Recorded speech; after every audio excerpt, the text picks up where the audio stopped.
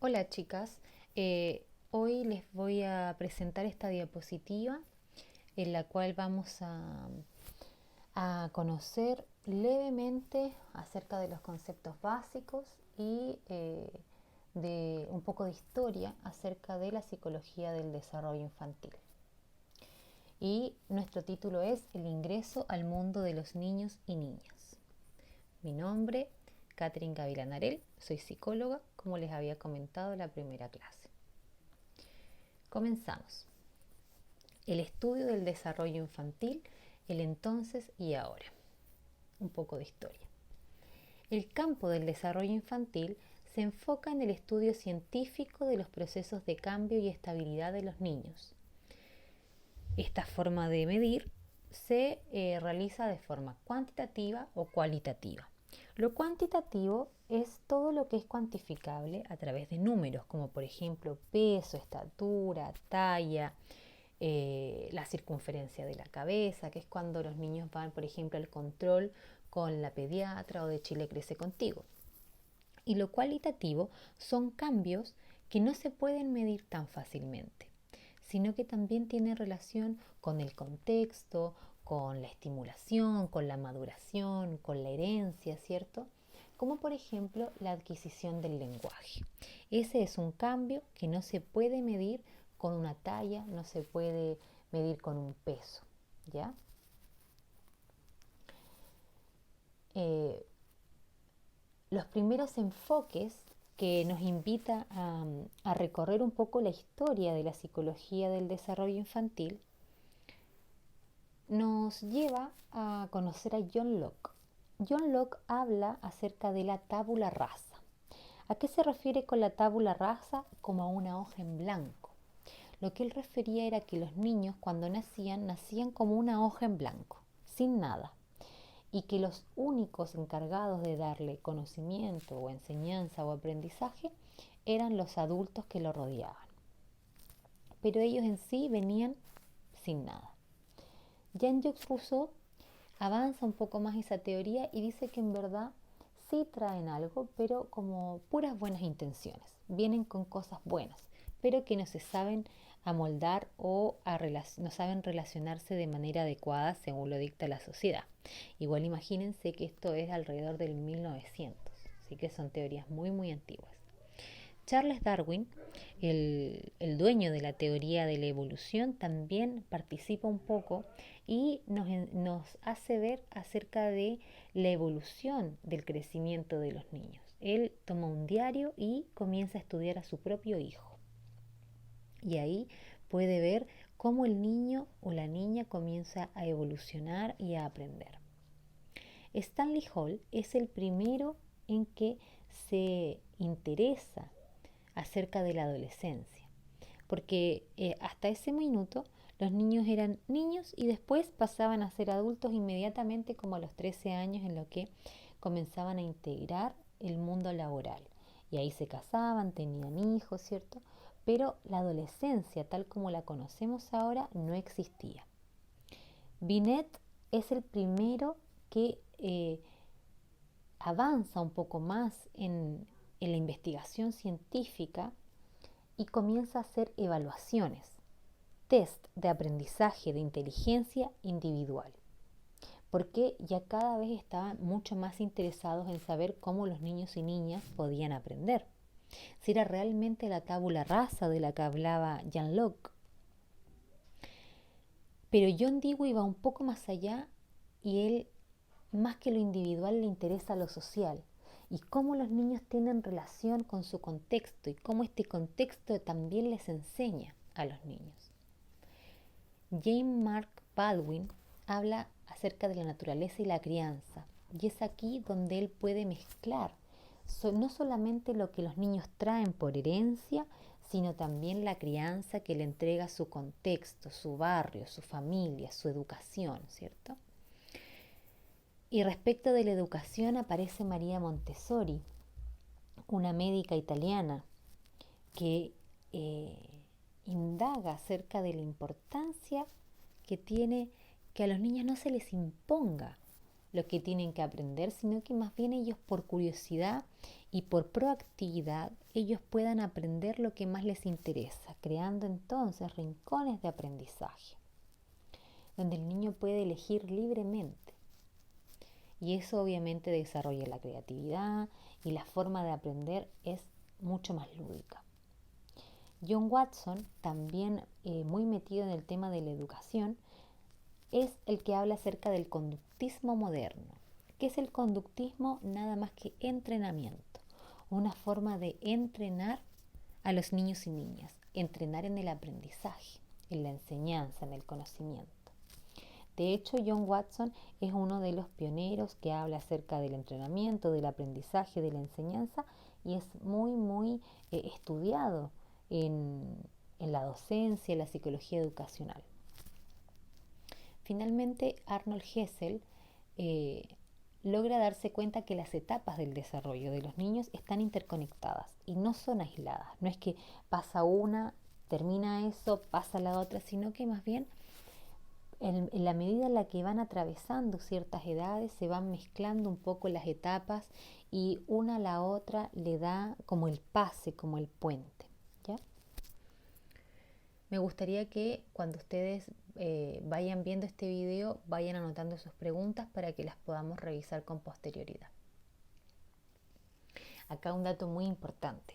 El descubrimiento de los microbios y de la inmunización, algo que para nosotras hoy es fundamental, por cierto, sobre todo cuando trabajamos con niñas, hizo posible que muchos más niños sobrevivieran en sus primeros años. Claro, imagínense, en esos años probablemente los partos eran sin lavarse las manos, iban al baño, ¿cierto? Y se mezclaba todo con todo en el fondo. Debido a la abundancia de mano de obra barata, los niños eran menos necesarios como trabajadores. Esto lo más probable es que tenga que ver con la Primera Guerra Mundial. Posterior a la Primera Guerra, que fue la Guerra de las Trincheras, muchísimos de los soldados excombatientes llegaron muy empobrecidos a sus casas en Inglaterra, en Francia, ¿cierto? Entonces ellos necesitaban trabajar como sea porque tenían familia, lo que hace que la obra de mano sea mucho más barata y que los niños ya no sean necesarios para cubrir puestos laborales. Las leyes que les protegían de largas jornadas laborales, porque piensen que en esos años las jornadas no eran de 8 horas ni de 9, eran de 15, de 20 horas, les permitieron pasar más tiempo en la escuela. Y los padres y maestros se preocuparon cada vez más por identificar y satisfacer las necesidades del desarrollo de los niños. Antes los niños usaban para las mineras, entonces a los 8 años un niño era perfectamente material de trabajo y estudiar en el fondo era casi perder el tiempo. Bien, cuando recién comenzó el curso y estuvimos viendo nuestra guía de aprendizaje, vimos que los desarrollos que íbamos a ver eran el desarrollo físico, cognitivo y socioemocional.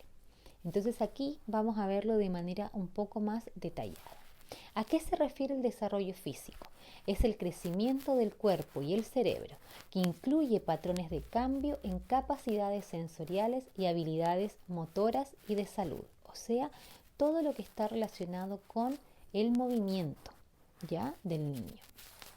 Habilidades motoras, cuando comienza a gatear, cuando comienza a comer, cuando comienza a caminar, ¿ya? Eso es lo relevante para nosotras.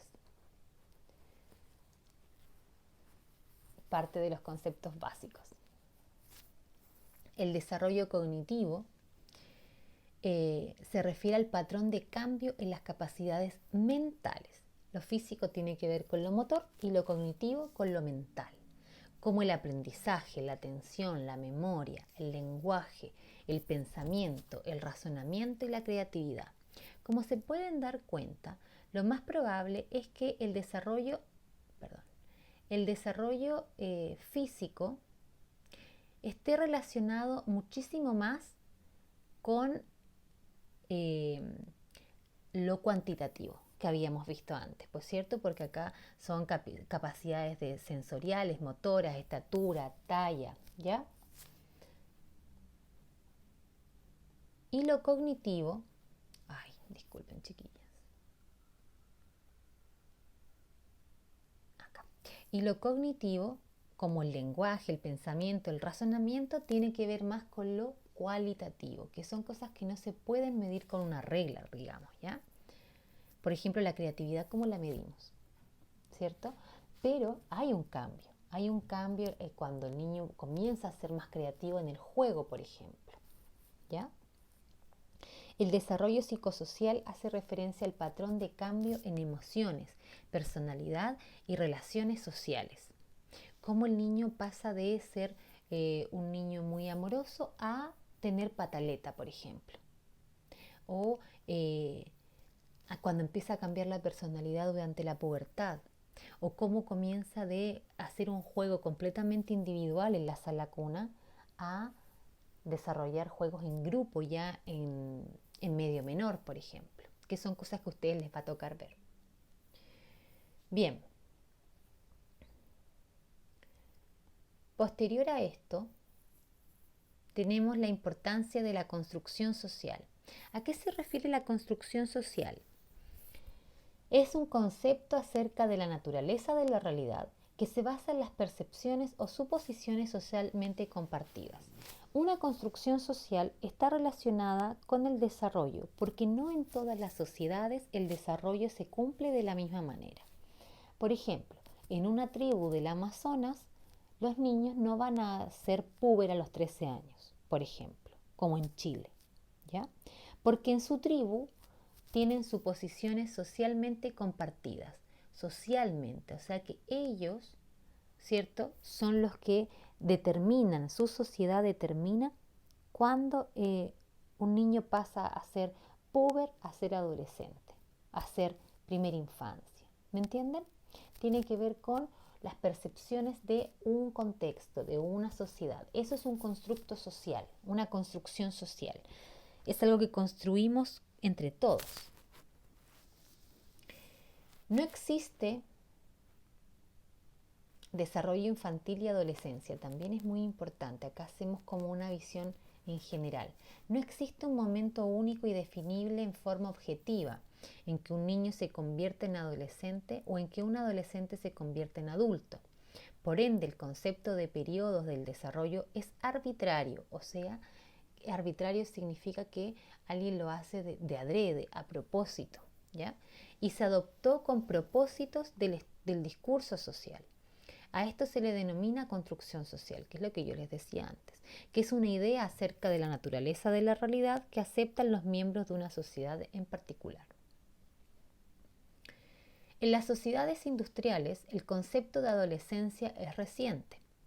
Hasta inicios del siglo XX, los jóvenes en Estados Unidos eran considerados niños hasta que dejaban la escuela, a menudo bastante después de cumplir los 13 años de edad, es lo que yo les contaba antes. Se casaban y tenían un empleo e ingresaban directamente al mundo adulto. En algunas sociedades preindustriales, ¿qué significa industrial y preindustrial? La revolución industrial en 1789, no, esa es la francesa, en el 1780, si es que no me equivoco, lo que hace es traer a toda la gente del campo a vivir a la ciudad en busca de nuevas oportunidades en las empresas e industrias que se estaban creando en ese tiempo. Entonces, la sociedad industrial tiene que ver con la aglomeración de gente en una ciudad, ¿ya? Las sociedades preindustriales, como por ejemplo esta tribu indígena Chippewa o en el Amazonas o en Papúa Nueva Guinea, por ejemplo, que todavía tienen tribus indígenas, son muy diferentes. Entonces, en algunas sociedades preindustriales el concepto de adolescencia aún no existe. Por ejemplo, los indígenas Chippewa tienen solo 2 periodos en la infancia, del nacimiento hasta que el niño comienza a caminar y de ese momento hasta la pubertad. ¿Quiénes son los Chippewa? Para los a ver, acá tengo una definición. Los Chippewa se instalaron principalmente alrededor de la desembocadura del lago Superior, que los franceses llamaban Sault Ste. Marie. Esto es como por Canadá o Estados Unidos, chiquillas, les cuento. Son tribus indígenas del norte, ¿no? Pero son bien parecidas a todas las demás que hay. aquí una foto de los Chipewa. ¿Qué le parece? Y están todos vestidos iguales, entonces probablemente no exista este salto a la adolescencia que nosotras conocemos como la parte de las tribus, ¿cierto? De las tribus, eh, estas tribus como, no sé, los Pokémon, no sé si se acuerdan de eso. O los reggaetoneros, los del trap, qué sé yo, que son tribus, ¿cómo se llamaban? Tribus modernas, no sé bien. Pero en el fondo ellos son todos iguales porque no existe este concepto.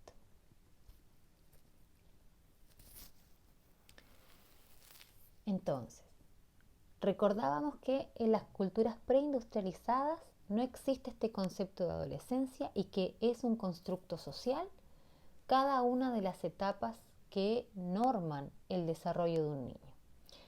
Las etapas de las culturas occidentales industrializadas como Chile comprenden estas etapas que son que coinciden bastante con otros países. Entonces, por ejemplo, la lactancia, el lactante, por ejemplo, en la sala cuna menor, el lactante, ¿cierto? Que toma teta exclusivamente hasta los 6 meses, hasta que comienza con la comida complementaria. La primera infancia, que es del año hasta como los 3 años. La segunda infancia, de los 3 hasta como los 6. La tercera infancia, ya hasta como los 8. Y posteriormente la pubertad y la adolescencia. ¿Ya? Acá yo les traje un gráfico para que puedan como visualizar un poco mejor. Entonces tenemos la gestación, el lactante, la infancia, de los 0 a los 12 tenemos esta infancia, ¿cierto? Que acá podemos dividir en primera, segunda y tercera, que es la que nos interesa a nosotras. A los 12 años ya comienza la adolescencia, que era esto que estudiábamos y que no todas las culturas tienen ese apartado, la madurez desde los 20 y la vejez desde los 70. Es como para que podamos ver, para hacernos una idea. Los lactantes dependen de los adultos para el alimento, el vestido y el refugio, al igual que para el contacto humano y el afecto. Forman apego hacia los padres y proveedores de cuidados, quienes también deben formar apegos hacia ellos. Con el desarrollo del habla y de la locomoción propia, los infantes dependen más de sí mismos, necesitan afirmar su autonomía, pero también necesitan que los padres establezcan límites para su comportamiento. Porque muchas veces cuando los niños, a esta edad, cuando habla acerca de la autonomía, más o menos a los 2 años, los niños comienzan esta etapa de las pataletas. ¿Qué significa una pataleta? No es nada más que el demostrar una emoción diferente a la que muestra mi madre o mi cuidador más cercano, porque yo en mi autonomía tengo la capacidad de decidir qué es lo que me gusta y qué es lo que no me gusta. Y como ellos, por supuesto que no tienen la capacidad de poner todo en palabras y decir, mira, en realidad es que yo no quiero comerme este brócoli, es como, no quiero comer brócoli, porque no saben modular aún sus emociones, ¿ya? Y ahí es donde es necesario que se establezcan los límites para su comportamiento. No se puede dejar que un niño haga lo que quiera para que uno esté tranquila. No se puede. Uno tiene que darse el trabajo de poner límites, ¿ya? Durante la segunda infancia, los niños desarrollan más autocontrol y más interés en otros niños. Eso alrededor de medio menor. Acá yo lo repetí, me equivoqué, chiquilla. Y posterior a la segunda infancia, acá tendría que haber ido la tercera infancia, y posterior viene la adolescencia, que es una búsqueda de identidad a medida que los adolescentes adquieren madurez física, lidian con las necesidades y emociones conflictivas mientras se preparan para abandonar el nido paterno. Los niños difieren de influencias sobre el desarrollo. Esto es muy importante. ¿Qué hace que un niño resulte diferente de cualquier otro? Bueno, el género, la estatura, el peso, la complexión, o sea, la forma del cuerpo, salud y nivel de energía, inteligencia, temperamento, personalidad, reacciones emocionales. Los contextos de sus vidas también difieren. Por ejemplo, dónde viven, con quiénes viven, las relaciones que tienen con las personas con las que viven, los tipos de escuela a las que asisten, si son públicas, privadas, Montessori, Waldorf, ¿no? ¿En qué ocupan su tiempo libre? ¿En solamente ver tele o hacen algún deporte? ¿Ya? Algunas influencias sobre el desarrollo se originan principalmente con la herencia, que era lo que bien nos decía este autor, que mezcla naturaleza y crianza. Entonces, naturaleza vendría siendo herencia, los rasgos innatos o características heredadas de los padres biológicos. Otras influencias provienen principalmente del ambiente interno y externo, el mundo fuera del niño que comienza cuando está en el vientre y el aprendizaje que proviene de la experiencia, incluyendo la socialización, la inducción del niño al sistema de valores de la cultura.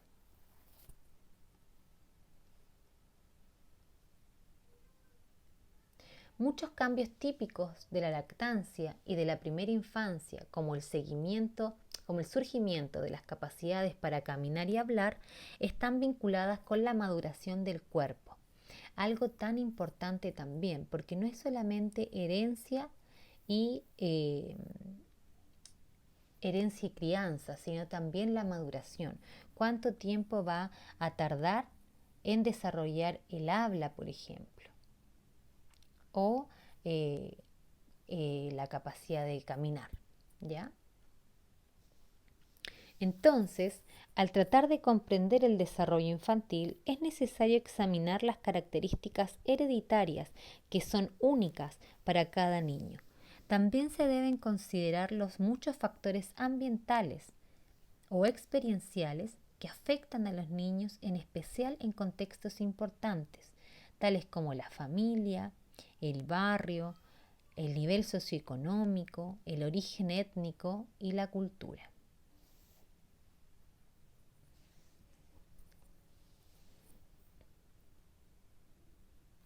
Contextos del desarrollo. Antes teníamos los tipos del desarrollo, las influencias sobre el desarrollo, y ahora vamos a ver los contextos del desarrollo, o sea, lo que circunda ya este desarrollo. La familia. Este es el grupo más importante. ¿Qué nos dice? La familia nuclear es una unidad de parentesco, relación económica y doméstica bigeneracional, o sea, solamente 2 generaciones viven en este hogar, padres e hijos, ¿ya? Que incluye a uno o ambos padres y a sus hijos biológicos, adoptivos, hijastros o todos ellos. En muchas sociedades de Asia, África y Latinoamérica, y en algunas familias de Estados Unidos cuyo origen está en esos países, existe la familia extendida. ¿Qué es la familia extendida? Cuando vivimos con más generaciones dentro de la misma casa. Entonces yo vivo con mis abuelos o vivo con mis papás, mis abuelos y el hermano de mi abuelo, y también vivo con mis primos, ¿cierto? Ahí ya tenemos un montón de otras familias. Incluye a los abuelos, tíos, tías, primos, familiares distantes, y es toda una forma tradicional de familia. El nivel socioeconómico y el barrio, muy importante. Incluye el ingreso a la educación y la ocupación. El nivel socioeconómico afecta de manera indirecta a los resultados del desarrollo por medio de factores que se asocian a este mismo y no de manera tan directa, como el tipo de hogar y el barrio en el que vivan los niños y niñas, al igual que la calidad de la nutrición, la atención médica, la supervisión, la instrucción escolar y otras oportunidades disponibles para ellos. Porque obviamente no es lo mismo un niño o niña que está completamente bien nutrido, con buena alimentación, a un niño que come 2 veces al día. Porque aprende de manera descendida quien no está bien alimentado, quien no tiene una nutrición adecuada. O bebés que consumen un paquete de papas fritas al desayuno o un paquete de galletas de azúcar. ¿Ya? La atención médica, la supervisión en sus actividades, si yo lo acompaño como adulto o no, la instrucción escolar, ¿ya? Y otras oportunidades. La pobreza en especial, si es duradera, resulta dañina para el bienestar físico, cognitivo y psicosocial de los niños y sus familias. Los niños pobres tienen mayor probabilidad de presentar problemas emocionales y conductuales, y su potencial cognitivo y desempeño escolar sufren aún más. El daño que causa la pobreza puede ser indirecto por medio de su impacto sobre el estado emocional y prácticas de crianza infantil de los padres y por el ambiente que estos producen en el hogar. ¿Ya? Todos sabemos que cuando no hay plata, el estrés sube. Y muchas veces son los niños los que terminan siendo espectadores de momentos de violencia intrafamiliar, por ejemplo. ¿Ya? Las amenazas contra el bienestar se multiplican si, como sucede a veces, coexisten varios factores de riesgo. Entre eso puede ser consumo de alcohol, consumo de droga, relaciones asociadas a pandillas, ¿cierto? Y eso obviamente aumenta las probabilidades de resultados negativos. Sin embargo, los niños de familias más adineradas también pueden estar en riesgo, dado a que los padres se encuentran posiblemente ocupados, trabajando, presionan a los niños a alcanzar logros, así como no, tú tienes que ser médico porque eso es lo que da plata. Además, con frecuencia los dejan solos y por tal motivo estos niños pueden tener elevadas tasas de abuso de sustancias, ansiedad y depresión. La composición de una comunidad afecta los resultados que alcancen los niños. Eso es muy importante. Otro contexto del desarrollo muy importante es la cultura, la raza y el origen étnico.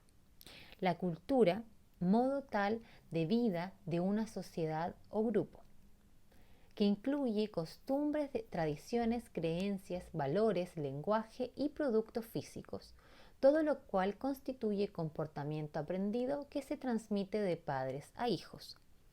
La cultura cambia constantemente, a menudo mediante el contacto con otras culturas. ¿Cuál puede ser una cultura propia de aquí? Por ejemplo, Rapa Nui. Ellos tienen unas costumbres diferentes, un lenguaje, valores, ¿cierto? Creencias distintas, que hace que los niños y niñas sean muy diferentes a un niño de Chiloé, por ejemplo. ¿Ya? Y acá dice que la cultura cambia constantemente. Por ejemplo, un niño que haya llegado de Venezuela viene, por supuesto, con otras formas de relacionarse, con otra forma de hablar, pero el momento en que ingresa a la escuela se comienza a permear, a tener relaciones con otras personas, con niños chilenos, y eso obviamente hace que su cultura cambie, ¿ya? Porque está en contacto con otra cultura. El grupo étnico es un grupo unido por orígenes ancestrales, raza, religión, idioma, orígenes nacionales o todo ello que contribuye a un sentido de identidad compartida. Como por ejemplo puede ser un grupo evangélico. Ellos tienen una forma diferente de relacionarse en el mundo, ¿cierto? Es una identidad compartida con todos los hermanos de su iglesia, por ejemplo. Los patrones étnicos y culturales afectan al desarrollo infantil por su influencia sobre la composición del hogar. Obviamente, porque no un niño de un hogar evangélico es muy distinto a un niño de un hogar católico. Porque el católico, por ejemplo, tiene más libertades, por decirlo. sus recursos económicos y sociales, la manera en que los miembros actúan entre sí, el respeto o la violencia, ¿ya? Los alimentos que comen, los juegos que practican, la manera en que aprenden, qué tan buen desempeño tienen en la escuela, las ocupaciones en las que participan los adultos, en lo que trabajan, qué hacen después del trabajo, y la manera en que los miembros de la comunidad piensan y perciben el mundo. Si yo vivo en un lugar en el que siempre están diciendo que el mundo es malo y peligroso, entonces el niño va a tener la misma percepción, ¿ya? En la actualidad, la mayoría de los académicos piensan que el término raza que es en sentido histórico y popular, se considera como una categoría biológico identificable. Es un constructo social. Me gustaría contarles algo un poco más acerca de la raza. Pero bueno, cualquier duda que ustedes tengan respecto de esto, pueden revisar su libro de Papalia, ¿ya? Influencias normativas y no normativas. Las influencias normativas es una característica de un suceso que ocurre de manera similar para la mayoría de las personas de un grupo, como por ejemplo ingresar a la escuela. Cuando yo ingreso a primero básico, ingreso con 6 años, 7 a lo más. No ingreso a los 14 y no ingreso a los 2. Entonces es una influencia normativa, ya que a la mayoría de los niños de 6 años hacen su ingreso a la escuela a primero básico. Las influencias normativas graduadas por la edad son sumamente similares para la gente de un grupo etario particular. Incluyen sucesos biológicos y sucesos sociales, que es lo que les contaba de la escuela. El momento de ocurrencia de los eventos biológicos es fijo, o sea, siempre a los 6 años yo voy a ingresar a primero básico, dentro de un rango normal. Los niños no experimentan la pubertad a los 3 años de edad. El momento de ocurrencia de los eventos sociales es más flexible y varía en diferentes tiempos y lugares dentro de los límites madurativos. Claro, quizás en los Chipegua no ingresan a primero básico a los 6, ingresan a los 8. Podría ser más flexible porque es un suceso social. Pero respecto de lo biológico, claramente la primera infancia es al año y no a los 14, ¿ya? Las influencias normativas graduadas por la historia son los acontecimientos significativos, como la Gran Depresión o la Segunda Guerra o el coronavirus, que moldean el comportamiento y actitudes de una generación histórica, es decir, de un grupo de personas que experimentan el acontecimiento durante los años formativos de su vida. Por ejemplo, estas niñas que hacen la demanda feminista el año pasado sin sostenes, ¿cierto? Eso son un grupo en particular, que son mujeres, que pertenecen a una universidad en particular, o sea que están en años formativos. Y esa es toda una generación, ¿ya? Toda esa generación histórica va a recordar por siempre la marcha de estas mujeres sin sostenes. Las influencias no normativas son sucesos inusuales que tienen un impacto importante en las vidas de los individuos y que pueden causar estrés debido a que son inesperados. Son acontecimientos típicos que ocurren en un momento atípico de la vida, como el matrimonio en la adolescencia. ¿Vieron, por ejemplo, estas chicas de Medio Oriente que las casan cuando tienen como 6 años? Bueno, para nosotros en Chile, una niña que se casa a los 6 años sería absolutamente una influencia no normativa. O la muerte de uno de los padres cuando el niño es pequeño. O acontecimientos atípicos, como tener un defecto de nacimiento o estar en un accidente aéreo. Entonces esto está relacionado más con un accidente, con algo que pueda pasar de manera imprevista, como que no tiene nada que ver.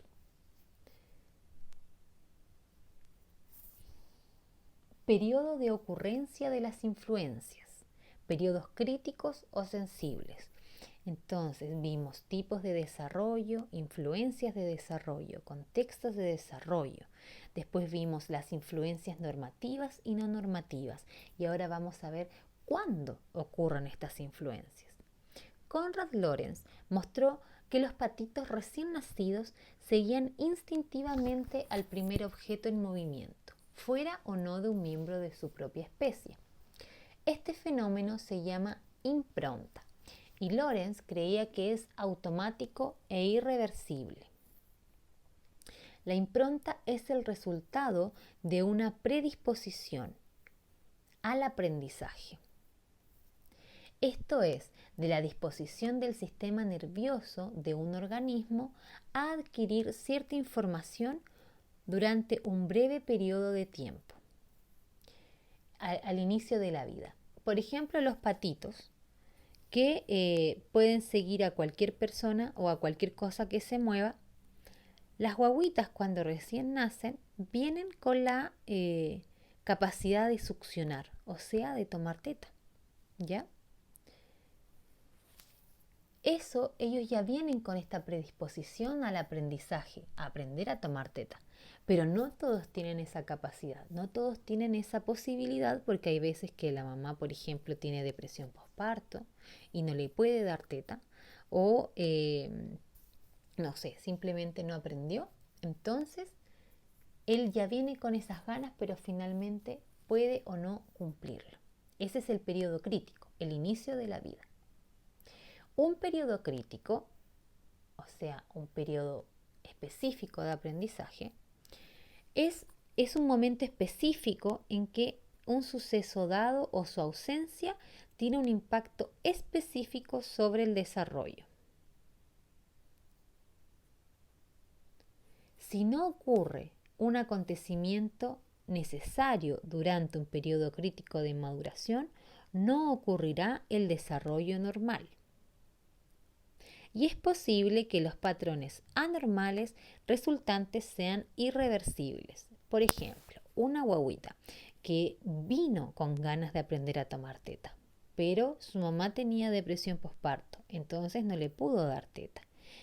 Esa guagüita ya no aprendió a tomar teta porque después le dieron mamadera. La forma de tomar mamadera es mucho más fácil que succionar el pezón. Entonces, finalmente nunca aprendió a tomar teta, siempre se quedó con la mamadera y eso es, ese patrón anormal es irreversible porque después ya no va a aprender a tomar teta en ningún momento, ¿ya? Un niño al que se priva de ciertos tipos de experiencia durante un periodo crítico, está en probabilidad de mostrar una atrofia, o sea, un conflicto. Algo que se atrofia es algo como que se rompe, como que se rompe. Permanente del desarrollo físico. Por ejemplo, si hay un problema muscular que interfiere con la capacidad para enfocar ambos ojos sobre el mismo objeto y no se corrige temprano en la vida, es probable que no se desarrollen los mecanismos cerebrales necesarios para la percepción binocular de profundidad. Claro, al momento en el que yo debía haber aprendido eso, no lo aprendí, entonces ya no lo voy a poder aprender. Eso es cuando es dentro de un periodo crítico. Bien, chiquillas, espero que esto haya podido entregarles claridad respecto de estos conceptos. Pueden ver este video todas las veces necesarias y por supuesto que pueden hacerme todas las preguntas que ustedes quieran. Yo les voy a hacer estas 3 preguntas que están aquí, que ustedes las van a anotar y las van a responder, ¿ya? Posterior a esto nos vamos a reunir para poder discutir acerca de estas preguntas, ¿ya? Nos vamos a volver a encontrar a las 4 y ahí vamos a conversar acerca de estas preguntas y acerca de sus preguntas también. Entonces, por ahora, yo me despido y nos encontramos en la videollamada.